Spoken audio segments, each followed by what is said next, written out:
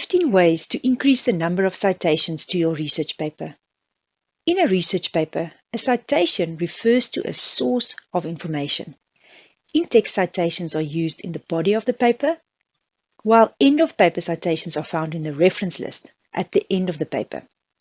Now you may wonder why one would want to increase the number of citations to one's paper.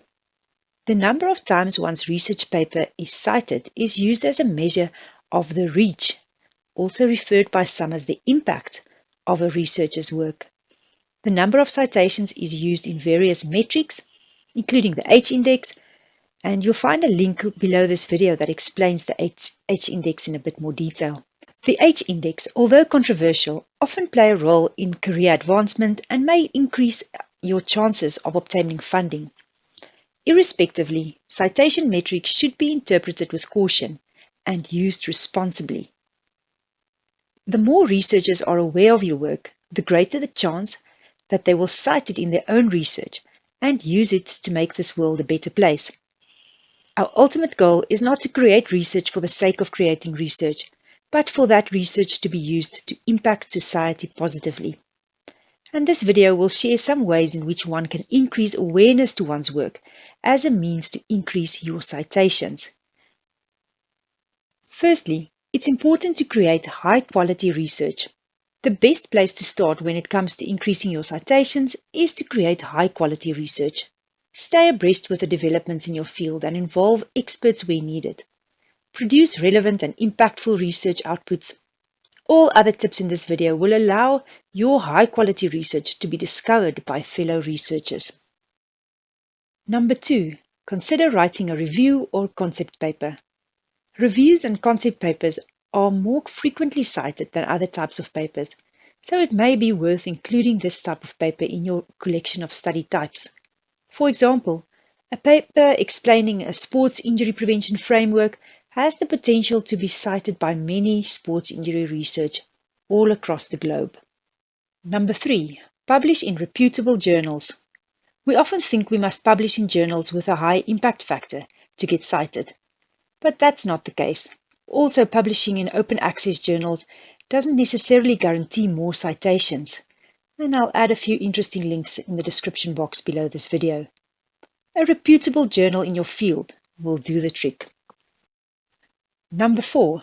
Use the same format of your name on all papers. The idea is that people in your field will get to know you as the expert. Search for your papers and cite them.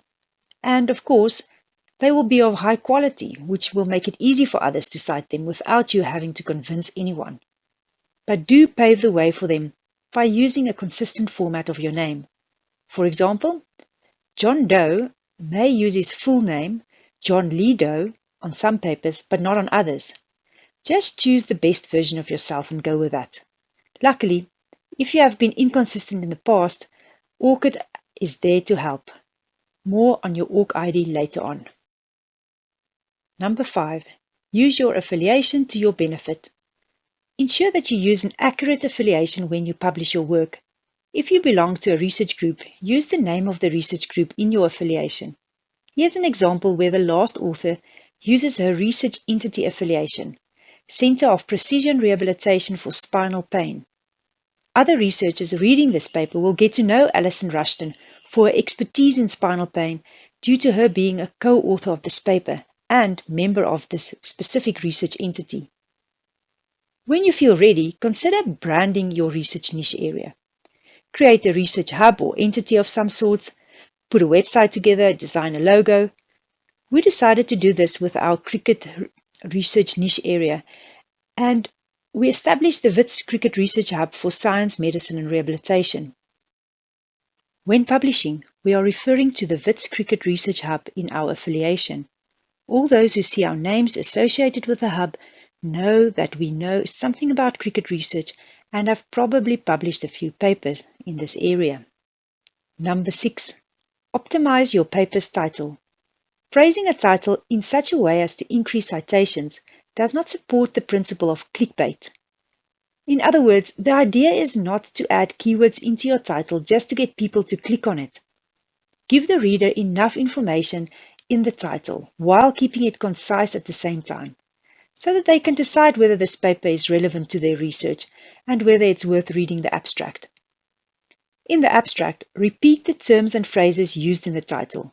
This further increases the chances that your paper will appear when someone searches for a relevant term.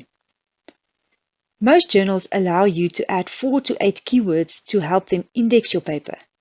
Once you have formulated the perfect title, add some additional keywords that have not yet appeared in your title. This will ensure that when someone searches for example, abdominal muscle morphometry, your paper will appear, even if that term did not feature in the title, considering you added it to the keywords, of course. Don't formulate your title as a question. Apparently, those are not cited as well, while those using colons in the title are cited more for some reason. Consider carefully if you really need to add a country's name to the title. If you do that, the paper may not appeal to the international community, although results may well apply to other contexts. However, if a topic is specifically related to a specific country, there's no need to be misleading. Number 7. Define your niche area and make it known to the world. Becoming known as an expert in your field will attract researchers with similar interests.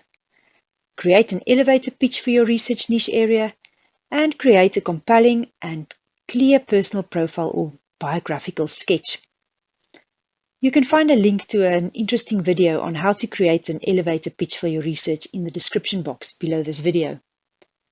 Be crystal clear about what problem you are addressing, what you are researching, and the impact of your research. Number 8. Influence what others find when they Google your name or research niche area. If someone meets you at a conference and wants to know more about you, because your conversation was interrupted by a colleague wanting to discuss the delicious scones instead, what will appear on Google? Google your name and see what happens. Is what appears what you want them to see? If not, how can you change that? Google the names of a few prolific researchers in your field and see what comes up. Is there anything that you can learn from this? On the other hand, what appears if someone Google your research niche area? For example, cricket fast bowling injury in my case.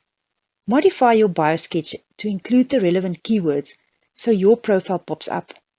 Insert your biosketch on the various platforms to ensure that you are discoverable when someone searches for your niche area. More on that next. Just as a side note, do remember to open a new incognito window in Chrome so that you make sure that Google don't remember your previous Googles and influence your Google results in that way. Number 9. Create profiles on places where people can find your work. Be discoverable. Allow others to find you and your work online. A good start is to create an ORCID. After creating a profile, you'll be given a number, referred to as an ORCID, and you'll keep that number for the rest of your life. Whenever you publish a paper, the journal will ask for your ORCID. Your ORCID profile allows you to present your research interests and showcase your work. Also, create a Google Scholar profile, as well as either a ResearchGate or an academia.edu profile. If you have the opportunity to be listed on your institution's website, make use of that as well. Profiles on LinkedIn, Twitter, Facebook, and Instagram can definitely help you to get your work out there and also to stay abreast of the latest research. However, I'd say choose one of them and use that to share your latest research paper with the world out there. Number 10. Help others access your paper. Making it easy for others to access your paper can take some creativity. ResearchGate has a feature where researchers can request articles from one another, and most publishers allow papers to be shared one at a time. Academia.edu provides for much of the same type of thing. You could also upload your paper to your university's repository, or to the Open Science Framework, or share it with collaborators via email. Publish your paper as a preprint if you have the opportunity to do so. It is worth reviewing the copyright agreement of the journal you published in. Number 11. Share your data. Share your data on an appropriate repository, and there are many. In this way, others will be able to find and cite your data, but they will also find the paper where a portion of this data have already been published in. Before sharing your data, ensure that you have considered all legal and ethical aspects. Number 12. Cite your previous papers. One often feels uncomfortable when it comes to self-citation, but it should only make us uncomfortable if we cite work that does not link to our current paper. Chances are that the current paper you are writing is building on your previous work, so why not cite these seminal papers? In my case, I have previously published papers on the role of abdominal muscle morphometry in cricket fast bowling, specifically in injury, and at the same time, a more recent paper of mine used these same arguments but focused on the role of abdominal muscle morphometry in bowling performance. I cited my previous papers to support my ideas, but only those directly related to the current topic. Although self-citations are excluded in some citation metrics, others who read your paper will scroll through the reference list and find more of your work. So don't be shy, cite it. Number 13. Add your ORCID to your email signature. Featuring your ORCID in your email signature is an effective way to help others find out more about you. I have also seen some researchers add a link to their latest research paper, book, or book chapter to their signatures. Some even add those to their out-of-office reply. All these are acceptable, but do know where to draw the line. Number 14. Share your research in a variety of forums. Another way to share your research is to write blog posts about your research and post these on your website. Alternatively, offer a guest post on someone else's blog. Most website owners will be very grateful for someone willing to provide relevant content for their website. And at the same time, you can take the link and share it on social media. Blog posts are often written in an easy-to-understand English with the aim of disseminating your findings to the world out there. You will refer to the original published paper and researchers will be able to pick up on it. Also, identify opportunities to share your research, such as at conferences, and volunteer to do guest lectures, workshops, and seminars on your research topic. That brings us to number 15. Create networks and collaborate with fellow researchers. Working in a network of like-minded researchers will allow for meaningful collaboration for mutual benefit. You will learn from others while you share your knowledge with them, and together you will form a strong team. Publishing with others will not only strengthen your work, but will also increase your number of papers and citations. To summarize, getting more citations is not the be-all and end-all of our academic purpose, and citations must be interpreted with caution.